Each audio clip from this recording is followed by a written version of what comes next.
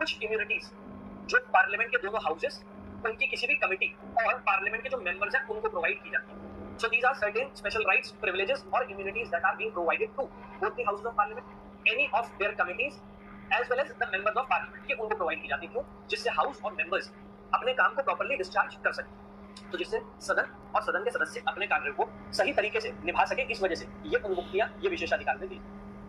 अब parliamentary privileges की जब आप बात करें तो पार्लियामेंटरी प्रिविलेजेस कॉन्स्टिट्यूशन में तो दिए गए, इसके अलावा कुछ कन्वेंशन है, कुछ लॉज है जहां पर ये पार्लियामेंट्री प्रिविलेजेस दिए गए। तो ऐसा नहीं है कि सारे के सारे पार्लियामेंट्री प्रिविलेजेस जो है वो कॉन्स्टिट्यूशन में लिख दिए गए, ये भी याद रखिएगा। They are enjoyed by the Attorney General of India as well as union ministers who are not member of parliament. Usually जो member of parliament होते हैं उन्हीं को parliamentary privileges प्रोवाइड किए जाते हैं, लेकिन इनके अलावा दो कैटेगरीज और हैं जिन्हें parliamentary privileges प्रोवाइड किए जाते हैं बिना संसद का सदस्य हो, कि ये पार्लियामेंट के मेंबर्स नहीं है लेकिन फिर भी इन्हें पार्लियामेंट्री प्रिविलेजेस प्रोवाइड किए जाते हैं। कौन कौन? एक है अटॉर्नी जनरल और दूसरे होते हैं मिनिस्टर्स। कुछ केसेस में कोई व्यक्ति पार्लियामेंट का मेंबर नहीं होगा तो भी उसे मिनिस्टर बनाया जा सकता है 6 महीने तक। अगर कोई मिनिस्टर है और वो पार्लियामेंट का मेंबर नहीं तो भी उसे पार्लियामेंट्री प्रिविलेजेस प्रोवाइड किए जाए। तो कोई भी ऐसा इंडिविजुअल जिसे पार्लियामेंट की मीटिंग्स में, उसकी सिटिंग्स में पार्टिसिपेट करने का राइट है, उसको पार्लियामेंट्री प्रिविलेज मिल जाते हैं। तो भाई अटॉर्नी जनरल और मिनिस्टर्स, इनको भी राइट है, without being a member of parliament ये पार्लियामेंट की सिटिंग में पार्टिसिपेट कर सकते हैं, इसी वजह से इन्हें भी प्रिविलेज प्रोवाइड किए जाते हैं। तो ये ठीक है। हमसे पूछ रहे हैं नॉट करेक्ट, ठीक है, ये कह रहे हैं सही नहीं है, नॉट करेक्ट, वो पूछ रहे हैं, ध्यान दीजिएगा। They provide that members of parliament can not be arrested during the session of parliament and 40 days before the beginning and 40 days after the end of session in civil cases. ये भी बिल्कुल सही बात है। ये पार्लियामेंट्री प्रिविलेज है कि जब सेशन चल रहा है, सेशन शुरू होने से 40 दिन पहले और सेशन खत्म होने के 40 दिन बाद तक आप किसी मेंबर ऑफ पार्लियामेंट को किसी सिविल केस में अरेस्ट नहीं कर सकते। ये सही है।